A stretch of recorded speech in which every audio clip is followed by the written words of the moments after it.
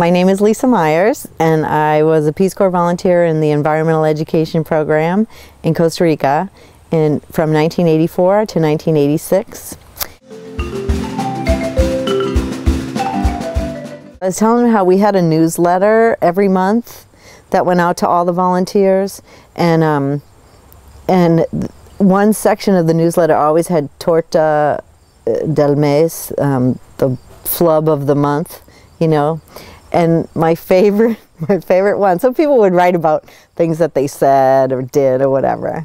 And my favorite one, and I don't even remember who the volunteer was this gal who went to her site. She got assigned to her site, and she was in dairy, I think, or rural development.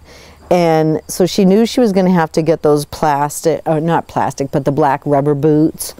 And so, you know, everyone said, just get them in your site. You know, they'll have them at the store. The store has everything.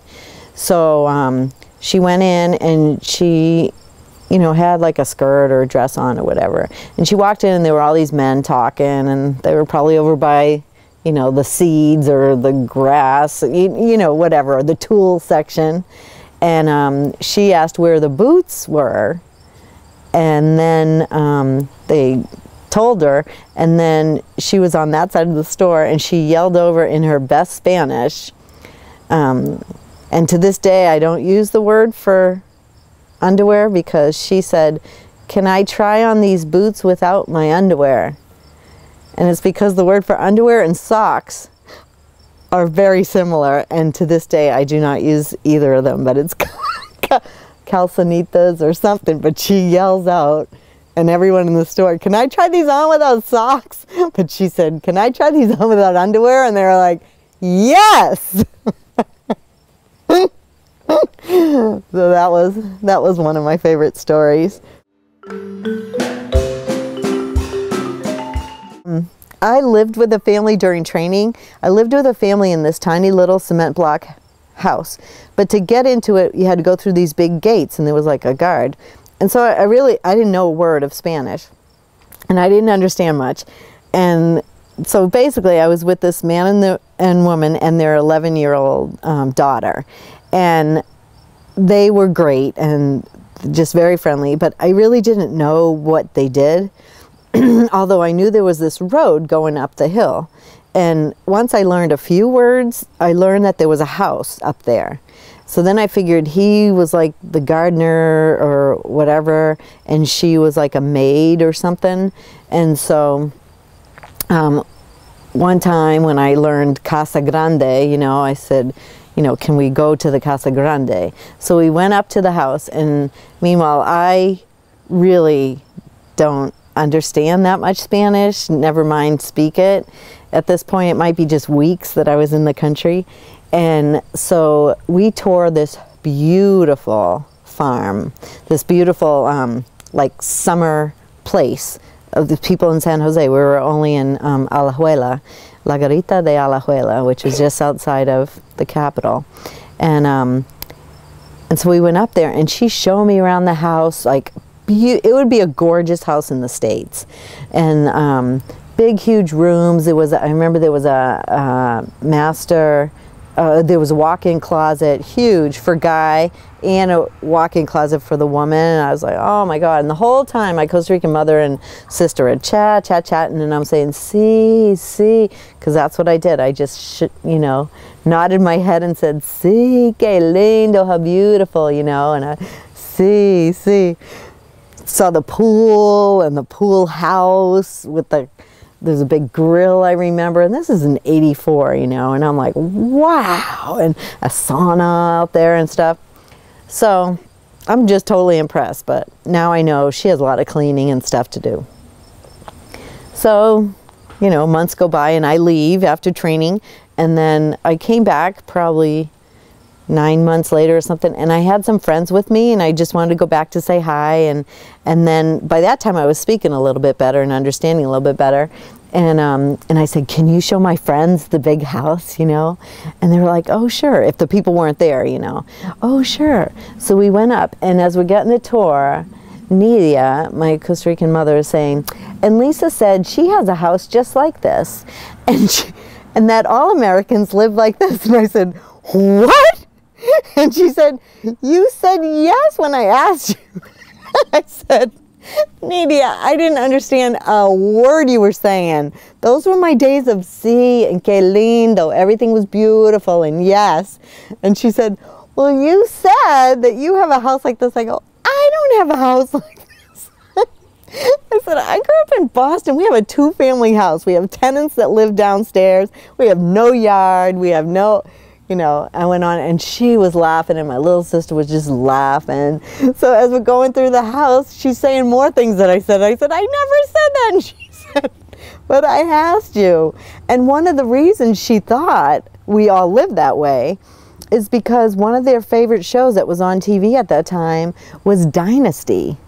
And Dynasty had these big ranches and that's how everyone was living. I go, that's a TV show and it's in Texas. I said, no, I don't live this way. I don't have a pool. I don't have a cabana thing. I don't, our house, we don't even have closets. Our house is so old, you know. So that was one of my other stories. Oh yeah, my underwear story, yeah.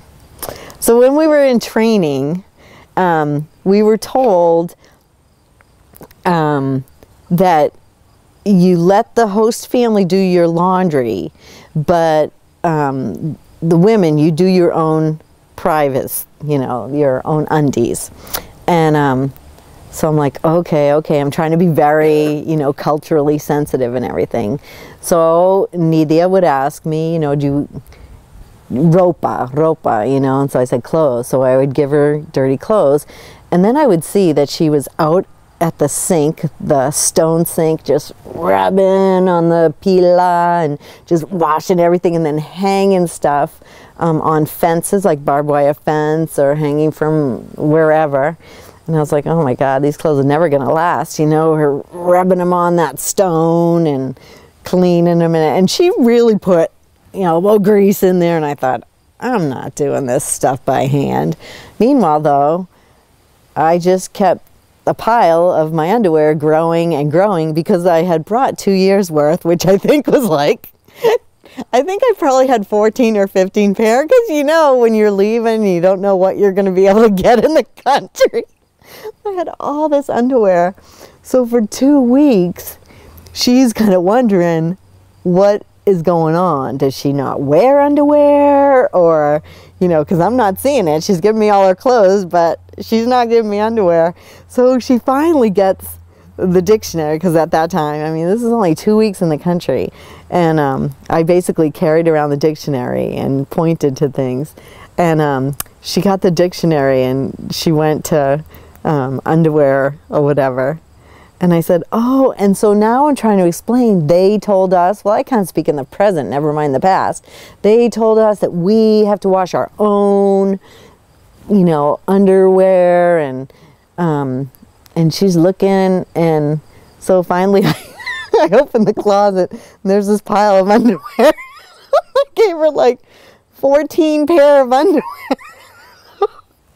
I just bolted out of her hand, and I'm like, and she said, I'll wash them. And she washed them. Then she hung them on the barbed wire. And, you know, and I needed a whole lot more underwear after that, because they hang them on the barbed wire. And so everything had holes in them. And, but that was pretty funny. That was my, my underwear story.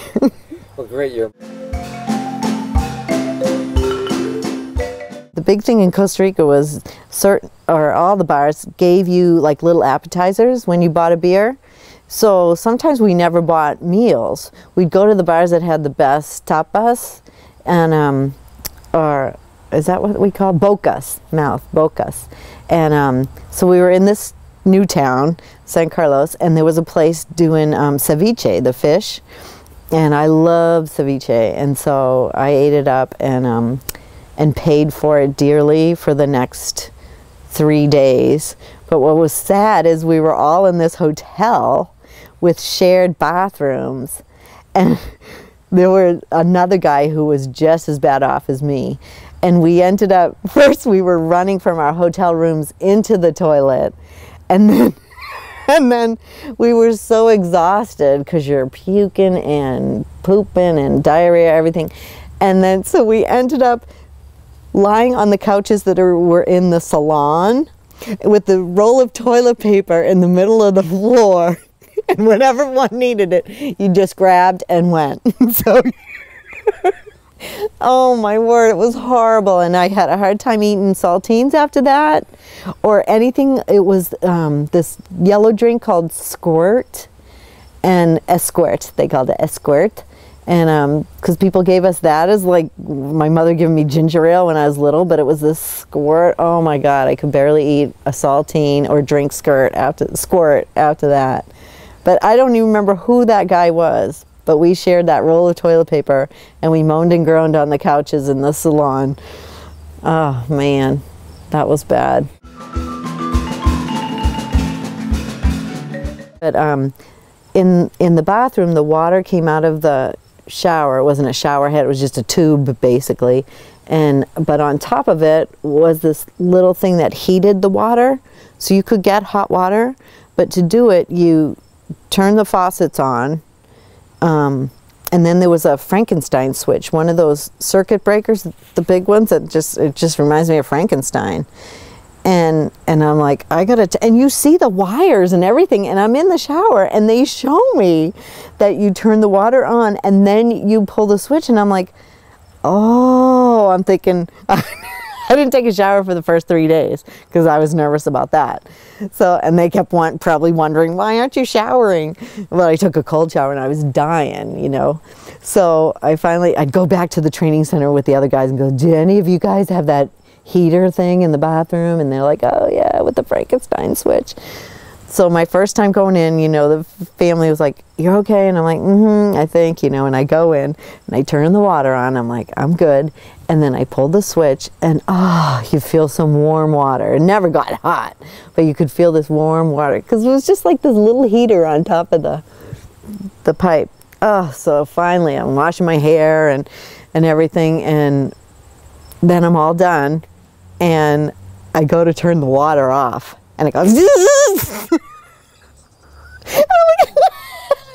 so I scream and I hear my family outside the door going, Lisa, está bien, está bien. I'm like, and I couldn't think of what to say, and I'm like, sí, sí, and I just remembered seeing, for some reason, this Coca-Cola ad that said, it's like a spark, or, you know, I don't know, Coca-Cola, it's a snap or a spark or something, and I was saying the word from the Coca-Cola ad, chispe, chispe. So I remembered then you had to turn the Frankenstein switch off and then the water. But I was freaked out. Yeah. Yeah, so I'm surprised I lived through all that.